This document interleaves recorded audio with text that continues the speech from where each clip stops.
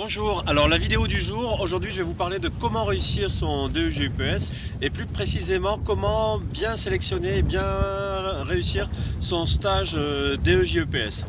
Avant tout, je voudrais dire un grand merci aux différents stagiaires que j'ai eu ces 3 dernières années depuis la mise en place du DEG UPS.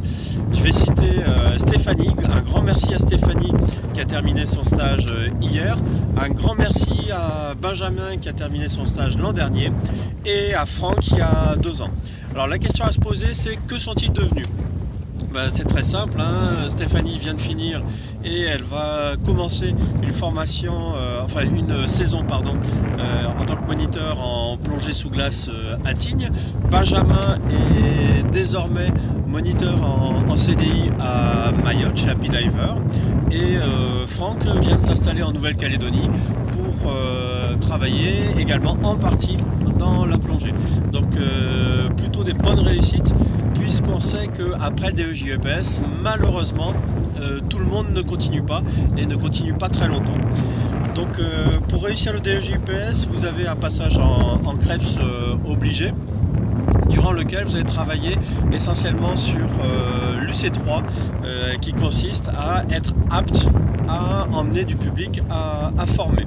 Ensuite, au CREPS et durant votre stage en centre de plongée, vous allez travailler sur l'UC1-2, c'est-à-dire réfléchir à comment développer une nouvelle activité en faisant une étude de marché, en montant le produit et service à mettre en place, en montant le business plan, et aussi vous allez travailler sur l'UC4 qui concerne le tutorat et la plongée profonde.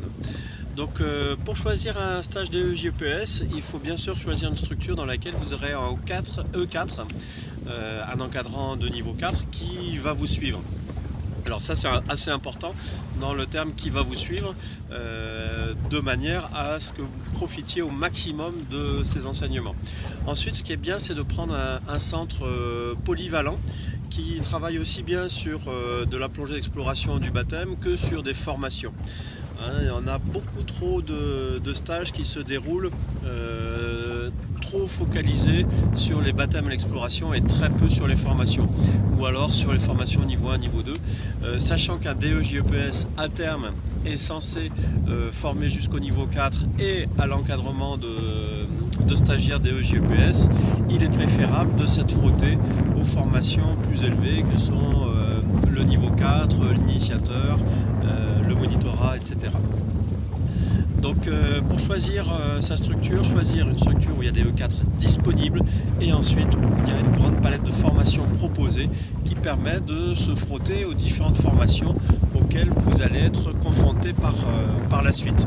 Donc Aquadomia recherche aussi des stagiaires DEG UPS, 1 ou 2 grand maximum, avec comme règle du jeu quelque chose de très simple, hein, une implication de ma part dans le suivi ou dans le E4 avec le E4 qui travaillerait avec moi. Et ensuite il faut bien se mettre dans la tête qu'un futur DEG UPS, avant tout son rôle c'est de devenir professionnel. Et pour ça il doit se mettre dans la peau du personnage. Vous n'êtes plus un plongeur loisir qui est là pour rigoler avec des copains, hein, même si l'ambiance est importante, mais vous êtes là pour assurer un service, être un professionnel.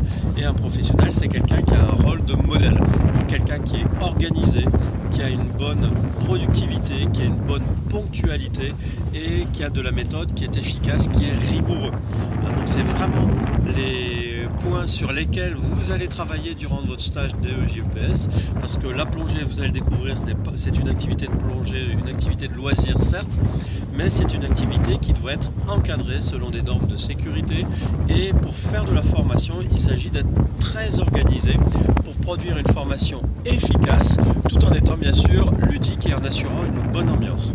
Voilà, j'espère que ces quelques pistes vous ont éclairé sur comment réussir son DEG UPS et surtout comment choisir son stage DEG UPS.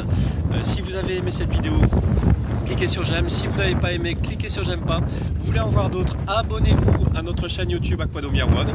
Et puis vous voulez voir d'autres sujets abordés, n'hésitez pas. Vous m'appelez, vous postez un petit mail, un petit commentaire sur cette vidéo, un petit post sur Facebook. Voilà. Vous connaissez des futurs stagiaires des EGEPS, partagez cette vidéo avec eux. A bientôt.